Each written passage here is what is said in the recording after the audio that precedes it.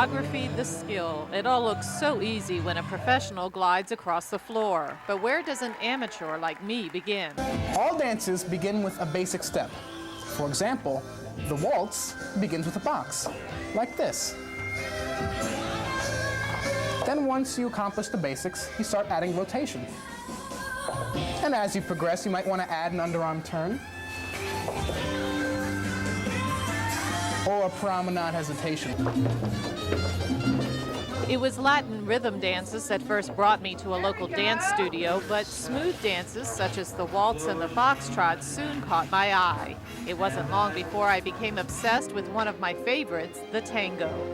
They're in closed dance position. The frame is very important. There's definitely pulling up and kind of arching a little bit to your left. You know, everybody looks left and it's very poised. So are you looking at your partner? You're not supposed to. It's fun occasionally on a certain step. You know, you will have eye connection, especially in the tango maybe, but for the most part, you're looking kind of over your partner's shoulder. While rhythm dances tend to stay in one place, smooth dances travel across the dance floor. They move according to the line of dance, which means moving counterclockwise around a room. Smooth dances also move with a certain elegance across the dance floor. The judge looks for proper footwork. Like a smooth dances, you have heel leads. That helps you get the movement around the floor. Use of the upper body, posture. Probably the most important thing is posture and, of course, timing.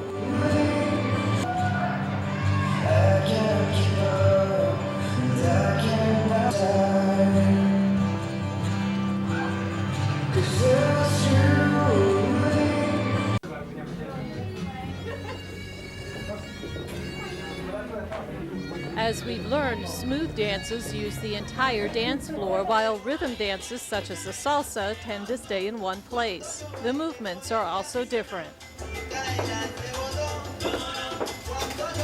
Rhythm dances are characterized by faster music, more high energy, and generally the footwork is different from a smooth dance in that you work a lot of toe to heel kind of movements, which creates wiggles, basically, and body rhythm. So these wiggles are what makes the dance more sexy?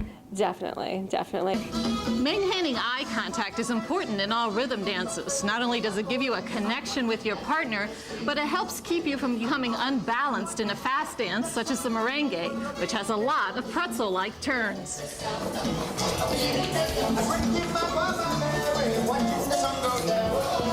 While the rumba, cha-cha, and merengue make up some of the Latin dances, many varieties of swing are also considered rhythm dances. I'm all shook up.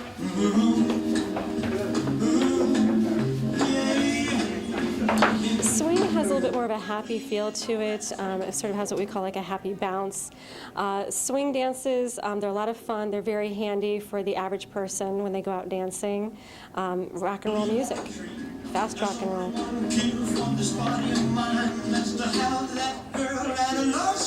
What's lacking in ballroom dancing are men. Seems there are never enough of them, which means some of the women have dual roles to play. You often have to play two roles when there's not enough men. You play Tess and you play Ted. So you ever get confused? You know, I actually do get confused more about the girls' part than the guys' part. You're playing the guy part a little too much? Well, I teach mostly men, male students, single male students, so therefore I kind of have to know the men's part a little bit. I have to know it, so I tend to get more confused about like, what am I doing as a girl again, because I just really know the guys' part down. So if I get confused, yeah, it's about the girls' part. 3, and then we come and face each other again. Spin, break, 1, 2, 3. Not bad. Give me a hand. Okay? Yes. All right, let's try it again. Moving across by the lead. Ready? And 1, 2, 3. 1, 2, 3. 1, 2. Slow, quick and slow fast. So from here you go quick, quick, slow, slow, quick, quick, slow, slow, quick, quick, slow. So it's decided which two routines I'll do for the upcoming showcase, a joint decision with my two instructors. I'll dance the tango with Andre and the cha-cha with Cedric. Switch. Yeah. Try it again. Bend, switch, bend, switch. Rhythm dancing requires a gentle swaying of the hips, a movement that's a little trickier than it looks. And what should, so if this leg is bent, what should it be back leg? Straight. Exactly. Okay. Try it one more time. 1, 2, 3, cha-cha-cha. Straight, bend, straight, cha-cha-cha. Bend, straight, bend. That's it. There you go. Maybe it comes naturally for some, but over the course of several months, I'll spend many hours on this one movement called Cuban motion.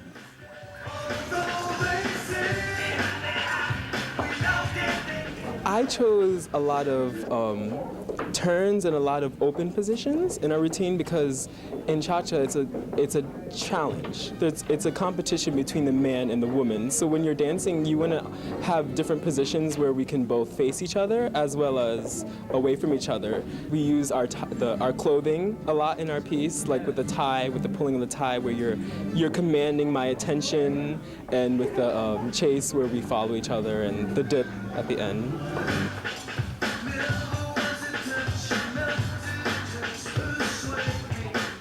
My smooth dance, the tango, had a completely different styling.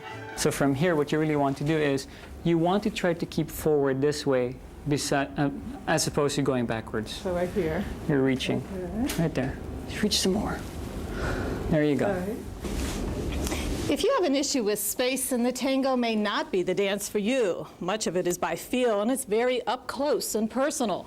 For example, I can't look at the floor at the end of a movement when I collect my feet. I must simply wait for my partner's thigh to move my leg inward. I immediately felt that I wanted to have more of a drama into it, like the old ganchos when they were moving around, perhaps in a bonfire. In the beginning, you'll actually see that when they're walking around that, and then you come together. It almost feels like it's a battle between each other, and then you come together, and then you're fighting together instead of against each other. We have a whole lot of your La Puerta, the way you move around from. It's a lot of times people call it more of a swiveling action.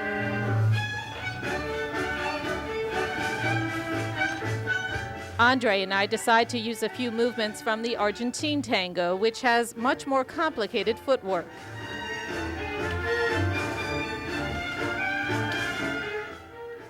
So after practicing with each instructor once a week for 6 weeks, I'm ready for showcase, or at least I hope so.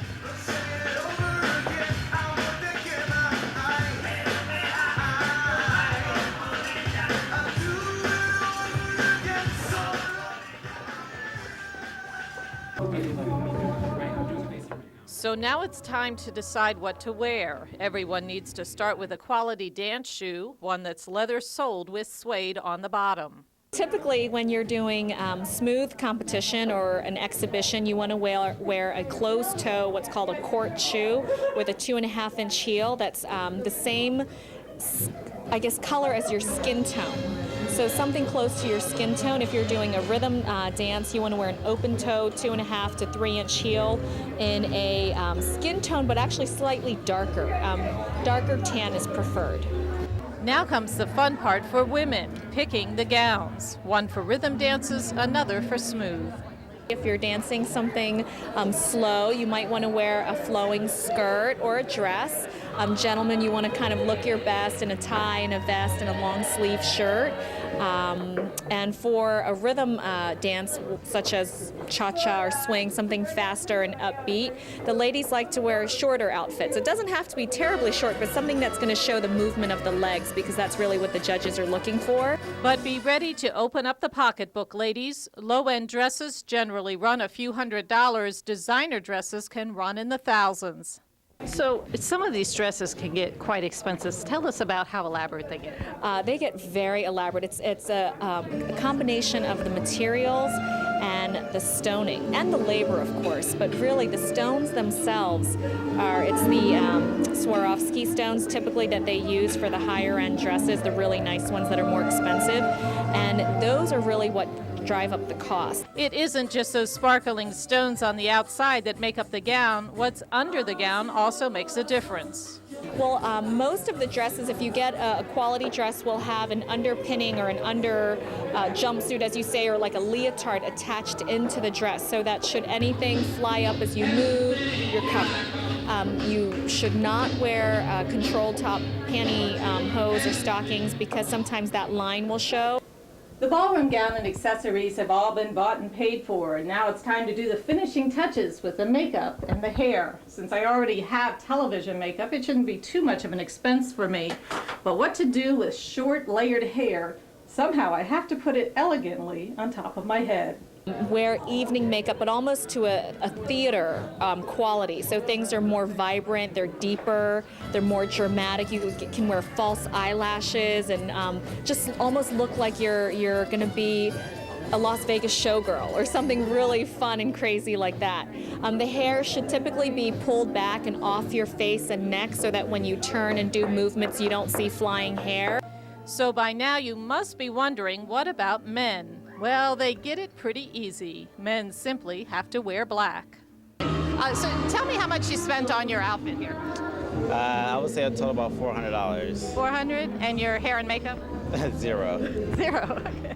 Wait a minute, you mean this male instructor's high-end outfit costs about the same as a low-end woman's gown? $60 on the skirt, $100 on the blouse. New makeup was about $50. Jewelry, another $100. Expensive. Not cheap. And how about you? How much on your outfit? About 19 bucks. 19, and hair and makeup? Just for your hair and makeup, that was zero. You get what you get. So tell me, how much did you spend on your outfit here today? Approximately $9.95. $9.95, and the hair and makeup? The hair and makeup, $50. A $50 haircut for Gary? Well, ladies, at least you know you're not getting ripped off.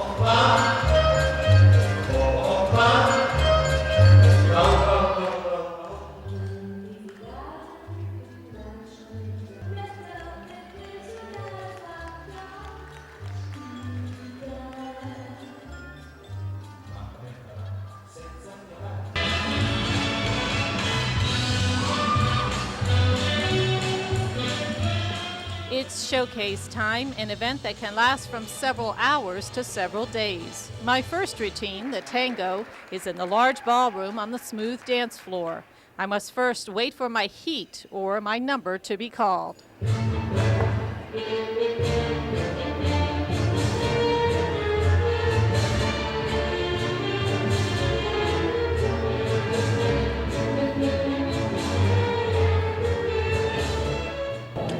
We look for many things, really. Technique is the most important one, which covers everything in your feet and legs, like the footwork, the movement, the control when you dance. And then we look for execution of the patterns, which is how well you stay in time with the music, how well you recover should you make a mistake. We look for poise, which is everything from the waist up to posture. I like to see a smile on the face, it shows confidence. And then we look for showmanship, which is all like the icing on the cake, all the extras, the styling and personality that you project while you dance, and anything you do to make it showbiz, costuming, grooming, and so forth.